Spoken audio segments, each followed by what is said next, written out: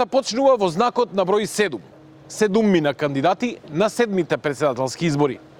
Освен да освојат што повеќе гласови на своето конто, сите заедно имаат уште една цел – да мобилизираат 40% од избирачите со право на глас, што е услов изборите да успеат.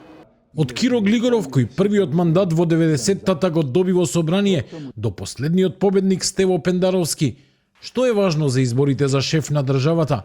Изборниот праг секако. Во почетоците на независноста, кога се подготвуваше уставот, неговите творци не помислувале дека високиот праг за избор на председател од 50% веќе во новата декада ќе стане тешко достижен и ќе отвори простор за разни политички маневри и пазарења. Во 94-тата, на првите председателски избори, гласаа рекордни 77% од избирачите.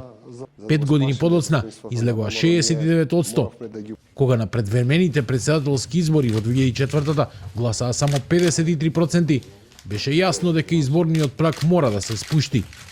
Во 2009 година тој веќе беше 40% и тоа се потврди како исправно. Во трка со цензусен фотофиниш излегоа едва и 2% поени повеќе гласачи на цензусот, иако во исто време се бираа и градоначалници. 5 години подоцна, тогашната власт со председателските одржа и парламентарни избори и така успеа да го мобилизира гласачкото тело, чиј процент на излезност изнесуваше 54%.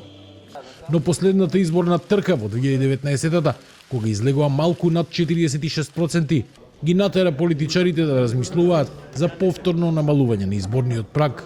Предстојните двојни избори, председателски и парламентарни, ќе бидат трети такви во историјата на земјава. Тоа донекаде гарантира дека изборната трка ќе успее, но политичкиот моментум навестува возбудливи резултати и можни пресврти. Еден таков е забележан во 99-тата. Тито Петковски како кандидат на СДСМ по првиот круг имаше водство со разлика од речиси 125.000 гласови.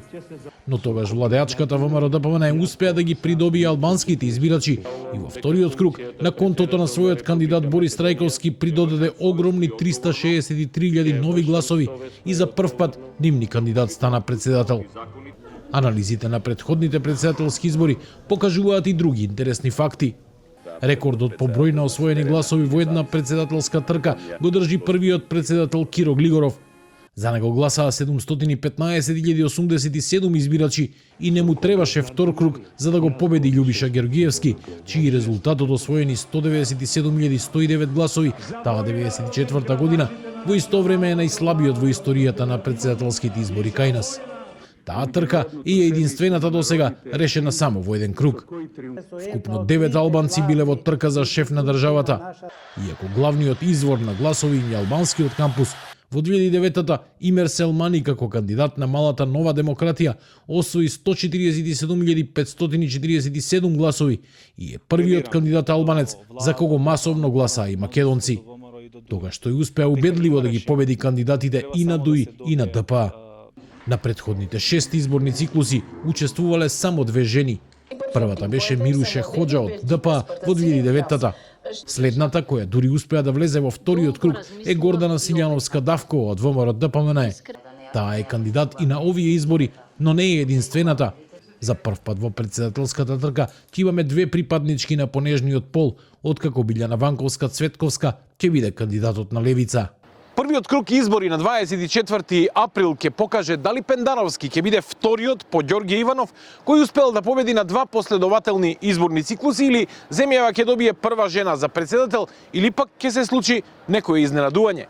Изборите ќе понудат неколку интересни дуели на кои политичарите и од македонскиот и од албанскиот блок ќе кројат стратегии, но и ќе ги измерат силите на парламентарните избори кои се 2 недели подоцна.